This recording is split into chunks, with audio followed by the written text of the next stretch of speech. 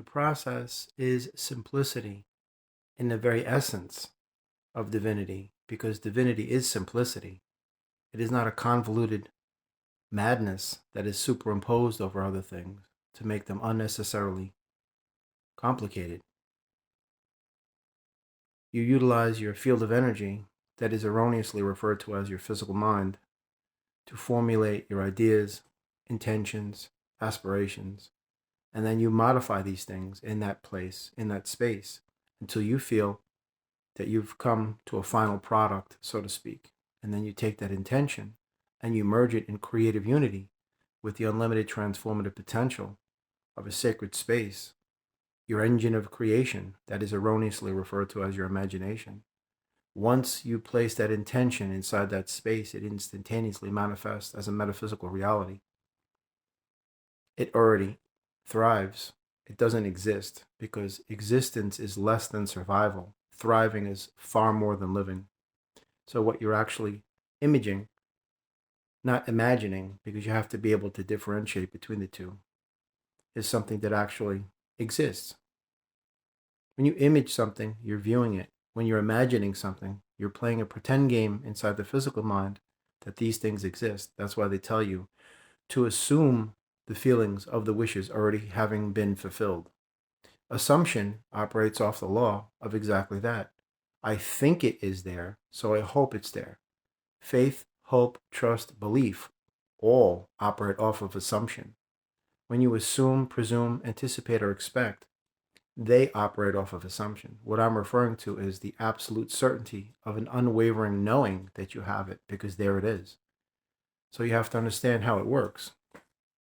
So once you place that intention inside your metaphysical sacred space, it instantaneously manifests as a reality in the metaphysical.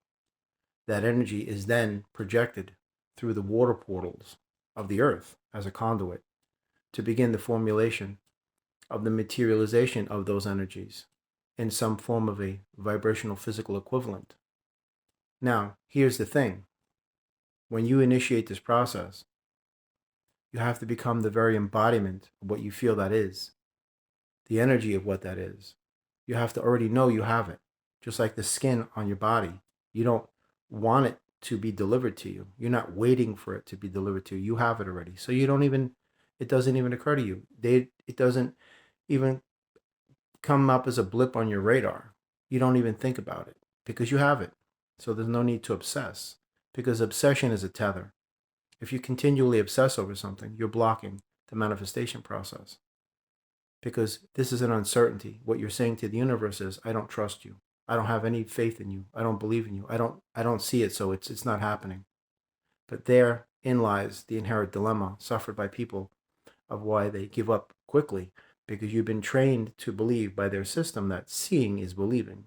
So if I don't see it and I don't sense it, it doesn't exist. And in that sense, you're operating under a fallacy, a false belief. Because as I have said before in previous videos, all disempowering belief systems are the antithesis of consciousness, which is the divinity of the life force essence of your soul. Belief systems by their very nature are disempowering because they divide people and they lower your vibration. So here is where they get you. Not realizing that this world is a holographic illusion, because you are not the body, this earth is not your home, and this life is an illusion. Their physical mind is telling them the five senses are giving us input and telling us that what we detect is reality, so therefore it is reality, because our perceptive lens is interpreting it as such. So therefore, how can it not be? Because you will always refer to the knowledge that you have gained through the accumulation of your experiences in the past as your reference point to that. That is your past identity. So here's where they get you. You place an intention inside your sacred space that you call your imagination, and you refer to it as being imaginary. So therefore, you don't give it any credibility whatsoever as being anything substantial or real. And then the next thing is, you're patiently or impatiently waiting, shall I say, for these things to manifest as some form of physical object, fixture, component, being, whatever it is you're looking to manifest. And your senses are telling you, we don't see this thing. We're waiting, but we only have a certain amount of time. And then after that, we're out. We're not going to believe in this stuff. And that's where people get discouraged. And that's why I say you must deny the evidence of your physical senses when they run contrary to your metaphysical desires, simply because metaphysical energy always precedes physical presence exponentially. By that I mean, just because you cannot see it with your physical eyes does not mean that it does not exist. I always use the wind as an example. You can't see the wind, so how do you know it's there? You sense it, and that's exactly how spirit works.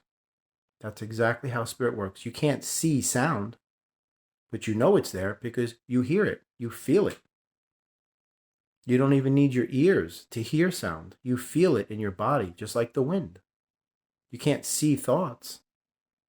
You can't see intentions. I mean, I can go on for hours with this. There's so many things that you cannot see. You can't see angels unless they want you to see them. But you know that they're there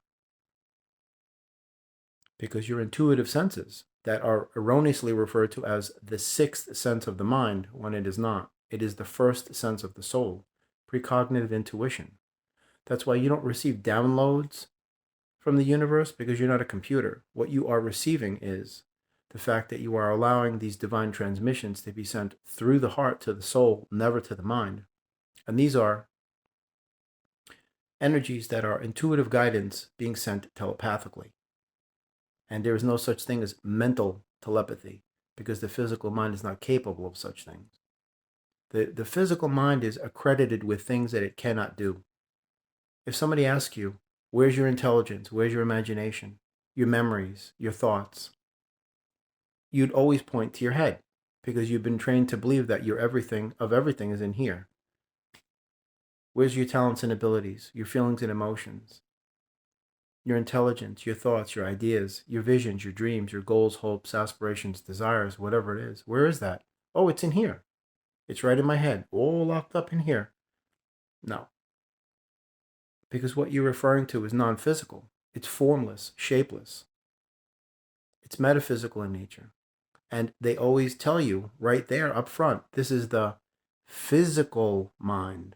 You are not the body. So therefore, how can these things be of a physical nature? Because if they are, then you would have no problem putting them in your hand and showing people, look, here's my thought. Here's my intention. Can't you see it? I'll give it to you so you can hold it. But you can't because it's non-physical. That's why people have out-of-body experiences and they're still lucid. They're cognizant because your soul is omnipotent, ubiquitous, omniscient, omnipresent. It has nothing to do with the limitations of the physical. You never were a physical being. This is just a finite, fleeting experience that you consciously chose to incarnate in for whatever personal reasons you have in your eternal journey, for the betterment of your soul and the progress of your eternal journey. Because when you leave this place, if you didn't break the third dimensional barrier, you're going to come back again and again until you do. The earth is the barrier between the third and fourth dimension. Einstein had proclaimed that he had discovered the fourth dimension, but he felt that man was not ready to receive it. He also said something very profound. He says, nothing happens until something moves. So unless you are doing something different and generating an inertia, nothing in your life will change unless you change. You must recognize a necessity within yourself for change, or change will never arrive. It's just that simple. So if you're happy exactly where you are in your life, stay the same. But if you're unhappy, there's only one person that can do that for you, to bring about that change, to facilitate that transition from where you are to where you want to be. And guess what? Every morning when you wake up, you're looking at that person right in the mirror, because that's the only person that can either help you or hurt you. Because not even God has the power to stop you from living your dreams or hurting yourself or anything else. So just understand that just because you don't see your intentions manifesting in some form of physical vibrational equivalent, as like a person or an object or whatever it is you desire, doesn't mean that it isn't happening, because it already has happened. It's just that you are not the embodiment of what that is. So therefore, you are not the energy that it is. That's why you're not seeing it. And besides, good things take time. Amazing things take a little longer. So if what it is you're asking for is a really big project, then you have to give the universe time, because metaphysical energy has to be reconverted down to this low, slow density, this terrestrial, material, physical existence that you occupy. The way metaphysical energies work is simply that they can superimpose themselves over anything simultaneously. But in the physical, two objects cannot occupy the same space at the same time. It is theoretically and physically impossible.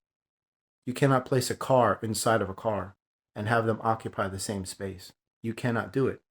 But in the metaphysical universe, it happens all the time. So what you are asking for is of a metaphysical nature that has to be reconverted to a lower, slower density so you can perceive these things as physical in the physical. That your 5 limited senses can detect them and say, hey, there they are. I guess this stuff works after all. So don't give up, don't be discouraged, and don't be hard on yourself. If this holographic illusionary simulator is not showing you your dreams, just remain steadfast in the fact that you already have it in your sacred space. And inevitably and eventually, it has to yield at some point. God bless and have an amazing day.